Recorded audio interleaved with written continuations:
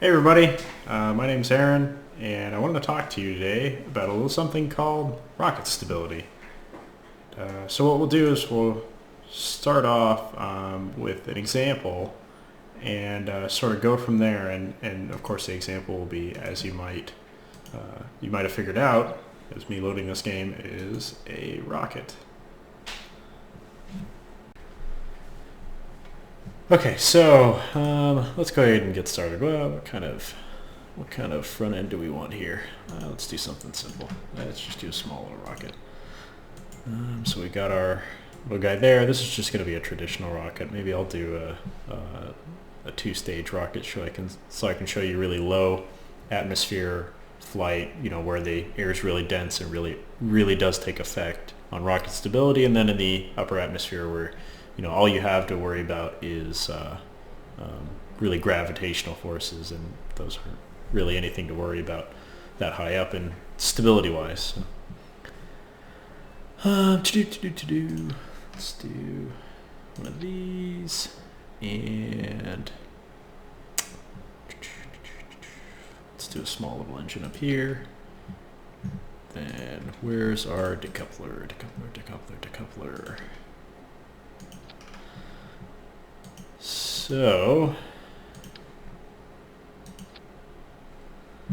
let's do this, and we'll go ahead and put a gimbalable engine on here. I can't remember if this is the gimbalable one or not. I believe this one has, and by gimbal I mean thrust vectoring. It's the ability to move this thing around from side to side. It's basically moving where and how the force acts on the rocket. And that's very, very useful, extremely useful when dealing with the rocket. It allows you to control the rocket, as many of you know. So we'll go ahead and try this guy off the bat without any fins on it or anything. And you see these indicators down here, and I'm sure many of you have seen them before and clicked them, and some of you know exactly what they are. Some of you have no idea, what the hell's the center of thrust, center of lift, center of mass. I'll just briefly walk through them here before we head out. Center of mass, you can basically imagine, is the center of where all the mass is located. That's what it comes down to in dynamics terms, is really where gravity acts on the thing. So if you were able to really hold this thing in the air and let it balance on your finger, right? If you had your finger right here, if you can imagine, just rolled this over to the left. If you had your finger right there and held it, the rocket would be perfectly balanced. But if you held your finger right there, it would kind of roll off your finger like that. Now, we'll look at center of lift, and as you can see right now, it's located on the ground. That means we basically don't have any aerodynamic surfaces that are going to affect this rocket, so it's nothing to worry about. And the center of thrust, basically this tells you where the current stage thrust vector is located, and you can see it's right straight dead in the middle. That's because we have one engine placed on there, and we have a very linear rocket. This should be dead simple. So let's go ahead and give it a go, shall we? So what I'll do is I'll just kind of we'll just shoot it off here, and then really see where it goes just on its own, just to show you what happens when a rocket's left to its own devices. And this will make use of, no SAS, no control at all. We'll just go ahead and shoot it off here and see what happens. Now you can see here on the ball, it's starting to drift here off of the center, and it's starting to tilt just a little bit. Now it's really starting to tilt over, and you can imagine, right, even though we had a dead center of thrust, right, why is it still tilting over? Why does it do that? Why doesn't it just shoot straight in the air? Furthermore, why does it seem to really want to tilt in this one direction? Now let's go ahead and try that again. Let's see if the same thing happens. Is it going to tilt to the same? Is it going to tilt to the same side? Who knows? We'll see. Alright. Oh, hey look, it's Jebediah. We don't see him too often. Every once in a while, a clone hops in the seat. So you can see, almost off the bat, same thing. It tilts to the one side. And it's, you know, you can see it's drifting off just a little bit more up top, you know. You get these same sort of effects where it'll, you know, basically goes off course just a little bit, and it, you know, get exacerbated and further exacerbated and so on and so forth. So, as we saw, even with the center of the mass straight in the middle and the center of thrust straight down the middle, it's still curved off. And how do we correct for that? What really goes into making that happen? Well, a few things happen, and these are really it should fly straight. It should, for all intents and purposes, fly straight. This theory states it should just go straight up in the air. But as you can see, there's quite a big distance between this center of mass here and the center of thrust. And really, if the center of thrust is off even just a little bit, even just in the error and inaccuracies of the game, this distance right here will create a huge amount of torque on the rocket, basically tilting to the left or tilting to the right. So if any of you have learned in school, the torque on a body is the length times the force along that length. So the longer the distance, right, if you have the same force, the greater the amount of torque that's going to turn this thing over. So ideally you want these things, these 2 points very close to each other. But that's really tough to adjust with the rocket. But wouldn't it be nice if there was some way to use the air to stabilize ourselves? Well, that's when fins come in. And you might be wondering, why do rockets have fins? Because it looks cool. It does look cool. It's true. However, they're also useful. And I'll show you why here as we put some fins on. So we go to our little aerodynamics tab here, and for this go, we'll just do some passive fins. Let's put some symmetry on this bad boy.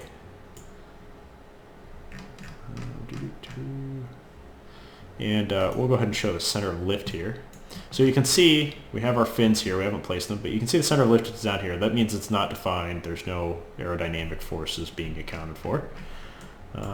We put it here, and you can see the center of lift automatically goes to right where the center of all these fins are, right? And as you can see, this kind of moves up and down, and really wherever we place the fins is where it's going to go. And so let's go ahead and let's place it right here like a traditional rocket, right smack dab in the back. And let's go ahead and try that same experiment again we did with the rocket, where you just let it go straight up and see what happens. So now that we have these fins in place, ideally we're thinking, right, should fly a little bit better. Fins will probably make it go faster. Who knows? We'll see. Now, as you can see, it's almost going straight up. It hasn't started tilting over yet at all, even in the slightest. I mean, it is going straight as an arrow. And yeah, you can see it's starting to tilt off just a little bit. Just a very, very slight amount. But so far, I mean, it's going pretty straight. We were already at 3,000 feet. We're way, way, way higher than we were before. And it's still flying straight, relatively straight. I mean, we're probably a degree or two off, you can see. But it's going pretty straight.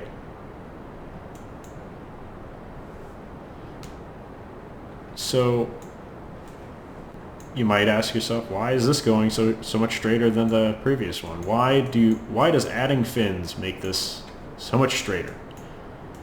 Is it just the aerodynamics? The aerodynamics somehow make it better, make it cooler and fly better? Well, there's a reason behind it. Now, since we have these handy little indicators again, you have your center of center of mass and your center of lift. And I won't show the center of thrust anymore. That's, we all understand where that is, and we can't really change it other than moving wherever the engines are. You really want to keep that center. You can't really change where it comes in. So what the center of lift does is basically tell you where air is going to act on the body, right? That's telling you where the air forces are going to hold the body in place. So if you have your mass here, your center of mass, right, the main forces that are going to act on this are gravity, right, which is pointed down, and then the thrust from the rocket, which is pointed up, is really the acceleration. And the air forces from, the air acting on the fins, and really the rest of the body as well, but mainly the fins, they're going to act on this point, and they're going to act, with drag mostly downwards, but they're going to act side to side as well. Now you can imagine, right, if you have your little points here, right, you have one force that's sort of, if your rocket, is well powered enough, you're going to have more thrust than you are gravity, right, because you want your rocket to go up. So you're going to have a vector, basically a force pushing this on this point right here upwards, like this. And then if you have, air, if you're flying through air, you're going to have air pushing on this guy down, like that. So you're going to have basically an arrow going down from the blue point and an arrow going up from the yellow point. Those are going to be your two big forces, right? And, just imagine, the way the forces interact on these 2 points, like you're basically taking a little length of string. The little length of string is represented by the distance between these little 2 points, and you're pulling on those the two ends of the string, right? You're acting like a force going up and a force going down, right? You're pulling on it. That string is, it's going to stay straight. It's not going to crumple. It's not like you're pushing them together and allowing them to topple over themselves. So just imagine that, right? Imagine that you're holding a string right here, and the air is pulling it downwards, right? It's going to stay pretty straight. So really what is happening is the air pressure is sort of acting like a stabilizing force on the rocket as it goes up. So sort of like a pendulum, right? You think of a pendulum as you're holding it and it swings back and forth by gravity. Gravity keeps on pulling it back to the center. It keeps on pulling it back as it swings up, pulls it back down, and pulls it back down, and so on and so forth. In that same way, right, if you have the thrust of the rocket holding this mass up, right, the thing that's going to try to stabilize it from, rocking back and forth, right, if the rocket, starts tilting this way, you have your little aerodynamic force, right?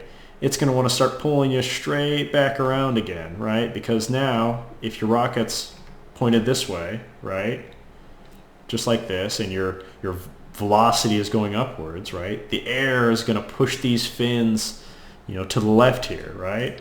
And so what that's going to do is act like a stabilizing force and push it back like this, just like a big pendulum, right?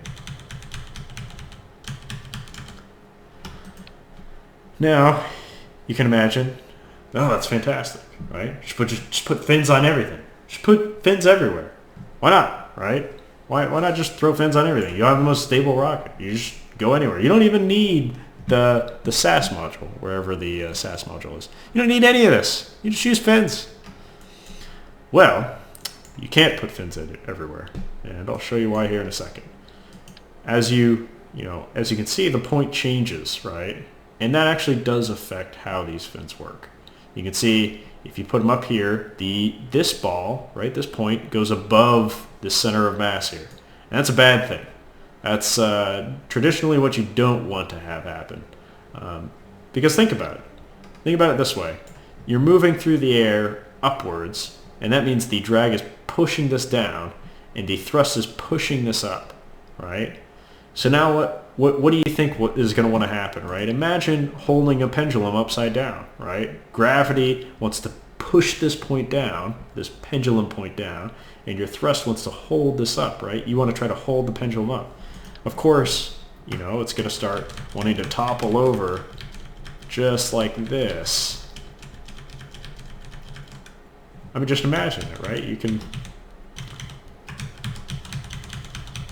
think about it just like a pendulum. So, to sort of demonstrate that pendulum example, I'll go ahead and fly it. No control input. We'll see just how. Let's see if this flies any better than without the fins. I mean, let's test our theory out. Is adding fins always going to be better, no matter where we put them? Personally, I doubt it, but we'll see. All right. Hey, it's bill curving. Oh, you can see straight off the bat. We're not even 300 meters up, and it's already whipping back around. All because we placed fins on the top. Now Bill's dead. Look what we did to Bill. Placed our fins in the wrong spot. We killed Bill. I feel terrible. So, what do we taught ourselves? Fins on the bottom? Good. Fins on the top? Bad. And really, all that has to do with is the points of these guys. Now, you might imagine, really, these can be placed in a whole slew of different places. I don't know why that's so off-center. That's kind of interesting. Oh well. And these sort of dynamics work on really any body that's flying through air. So airplanes, for example. Airplanes fly by the same exact principles. I mean, it's almost the same exact thing. You want to have this center of lift, right, or center of pressure, as it's commonly known as. You want to have it behind your center of mass in the direction of travel. So if you have your center of pressure behind your center of mass, the center of pressure acts as that sort of gravitational force on the pendulum. It wants to stabilize the pendulum, right? It wants to keep it, in the one same spot. Now, you might say to yourself, you're like, oh, that's fine and dandy, but why do some things, why do some things not have any fins at all? Shouldn't there be fins on anything? Like, why shouldn't you just put fins on everything? Well, you might notice with some rockets, specifically most of our modern day rockets, specifically the Antares rocket. They actually recently launched, I want to say, Sunday out of Wallops Island, Virginia. That doesn't have any fins on it. That's a big, fancy, expensive rocket. It doesn't have any fins on it. Someone should tell those guys. They should put fins on it. It'll fly better. Well, there's a reason why it doesn't have fins on it, and that's because it has active control. And active control is basically where this comes in. All of these advanced SAS modules, and so on and so forth, those take this engine and swivel it back and forth and compensate for how this rocket is toppling over, as you can see. If you change your thrust vector as it's toppling over, it'll correct for it. As you can see in the game, most of you already know, right? As soon as you turn on your SAS, right, it straightens out. It stays straight. You don't even have to worry about it. It just fixes everything for you. So there's a couple of reasons like that. There's also stability and agility concerns, right? The more stability you have, typically the less agility you have.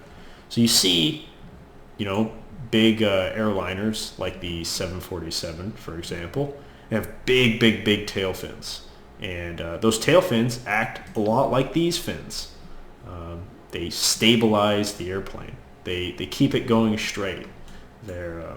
However, you don't see 747s doing barrel rolls. I mean, sometimes you do, but that's typically a bad situation, especially if you're Denzel Washington.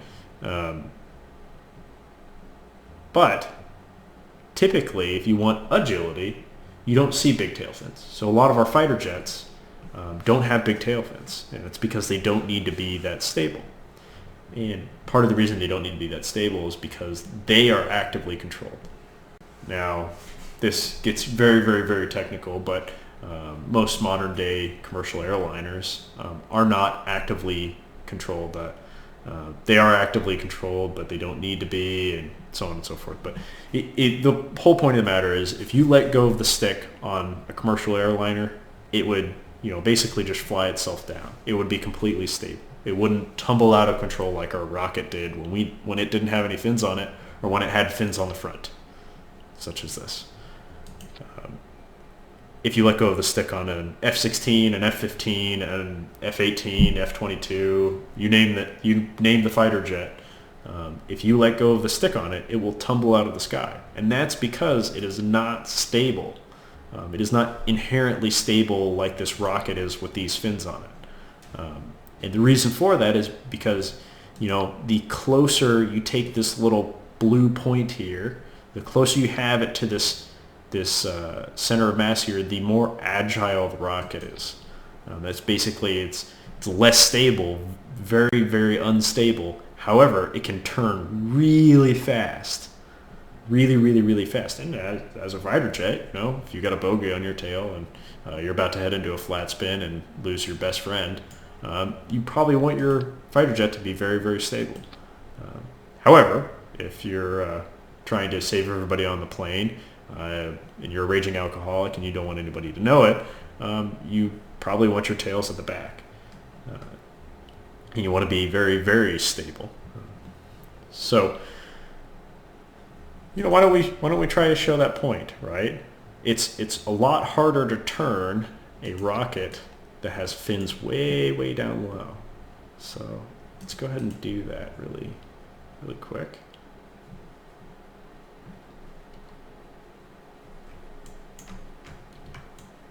So we're just going to go ahead and try to turn this guy over to the right as quickly as possible. We'll go ahead and get up to 1,000 meters and turn it over to the right and see how quickly it gets turned over. And as you can see, no control input so far. I'm not touching anything on the keyboard. So we're at 500 meters, 600, 700. We're going about 100 meters per second. And let's just bring it up to 2,000 just in case. And you can see I'm turning it over as hard as possible. I'm trying. I've got full input. And it's not having any of it. It's really stable. Really, really, really, really, really stable. I mean, you can see this thing's so stable that even when you try to push it off course, it doesn't have anything. It's a boss of a rocket, that's for sure. So we prove our point, right? It's really hard to turn over these really stable rockets, right? You might think, if you wanted to make a homing missile, you probably wouldn't want to make it very stable. You notice how the Sidewinder missile has fins at the front, coincidentally enough. Now let's go ahead and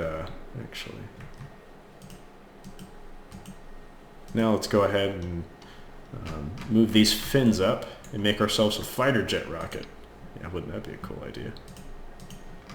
Oh, there you go. There's our center of lift here. We want 4 fins, not 1. And let's go ahead and put this guy, let's put it just behind it, but we'll go ahead and leave it just like that.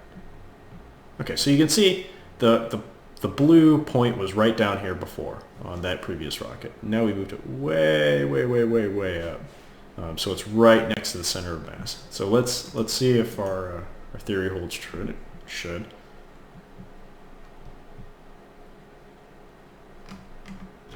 Alright.